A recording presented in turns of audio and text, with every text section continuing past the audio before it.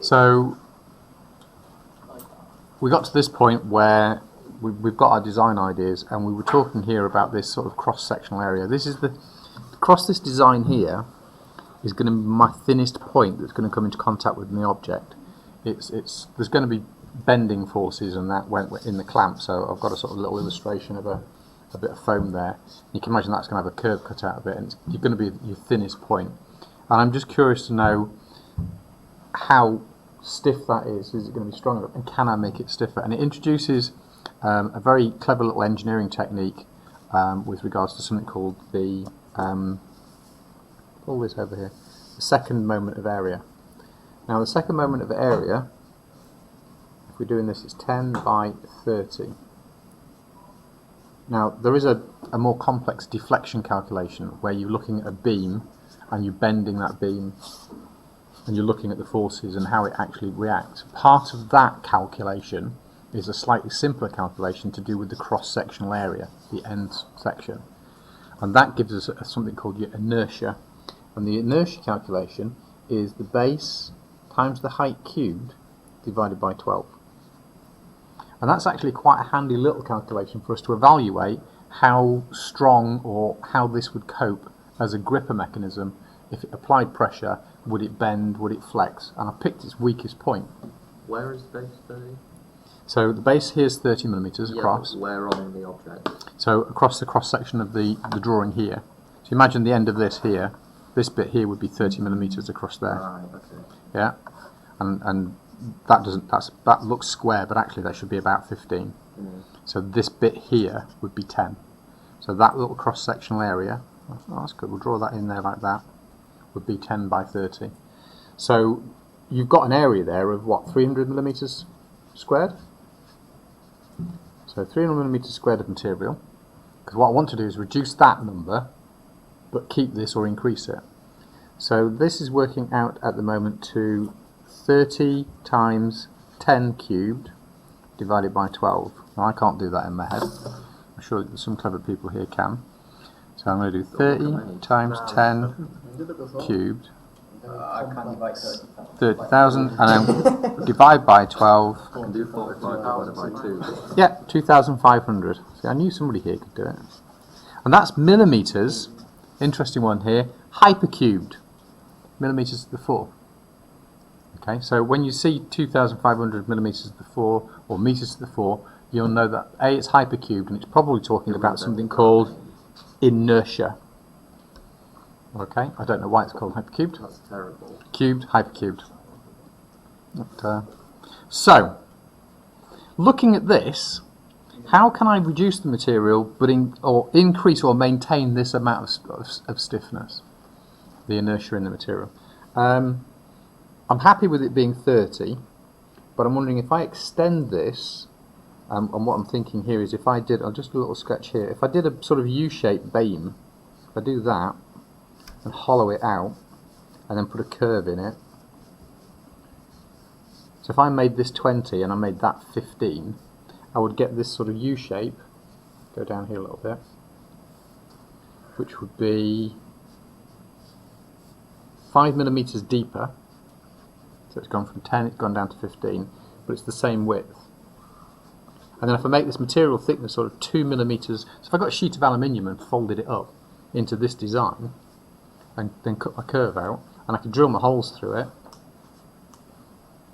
I would have this U-shaped design. So if I look at the cross-sectional area of that, and these are the calculations I'd want to see on your page, you'd have 30 times 15 minus,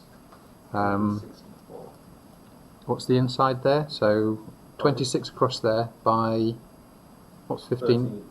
13. So 26 by 13. Did you work that out? No, I split it. 26 times 13. If one's 20 and one's 15, it's going to be 5, not 2.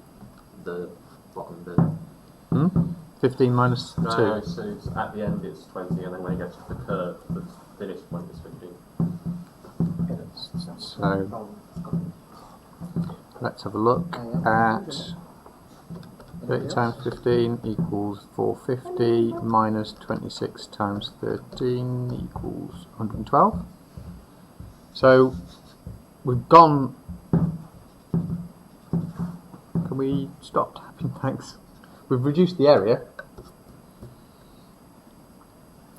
Okay, so have we got the same inertia? Have we got the same? So the base is 30. So we have the first one times 10 to the 3 by 12. This time what we do is we calculate the whole area. It would be by 15. Yeah. And then you minus And then we take away the inside, which in this case the base was 26 by 13. by 13 cubed over 12. And if we do that calculation, 30 times 15 cubed equals that, divided by 12. So 8437 minus, we've got our 26 times 13 cubed equals that, divided by 12 is 4760. I'll leave the decimal points.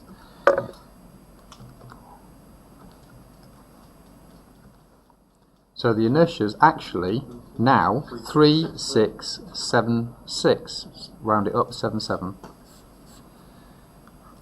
So we've managed to reduce the cross-sectional area. So effectively we'll have managed to reduce the amount of material that we've used, but we will have been able to increase the inertia, the stiffness in the design.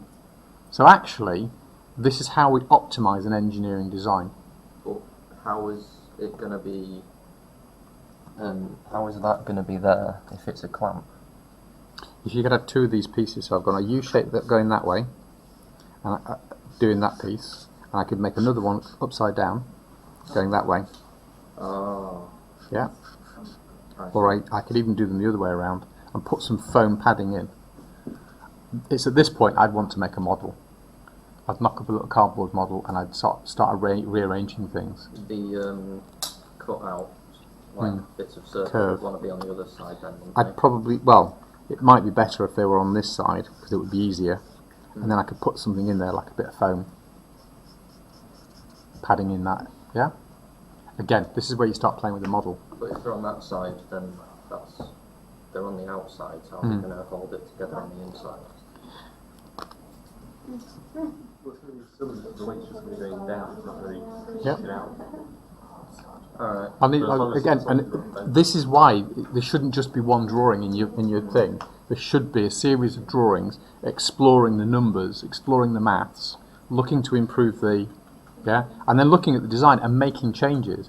And what you get marks for at the merits and distinction level is if you've used this maths to create this design, and then you look at your maths again, and every time you change that design and you improve it, you're optimizing the design. And if you can reduce material, you're improving sustainability. To be honest, cutting a solid block of aluminium as opposed to actually making, because this sheet here, if we just jump down here, you could actually make that, because you could just have a flat sheet with two cuts like that and two holes drilled in, and then you could simply fold it along those lines. And actually folding it, if you fold a piece of paper, you know it gets a little bit stiffer. This is partly to do with this inertia. So what I'm looking for when I see your design ideas like this, I'd also like to see probably, all of those calculations could sort of fit in that space there. I've only done it big just so that you can see it for the purposes of the demonstration. That's a tiny space to put calculations. Give it a little bit bigger. You can use a whole page if you want, like I've done. It doesn't matter as long as we can see your maths. And that's what's going to get you some extra marks. Any other questions? Okay.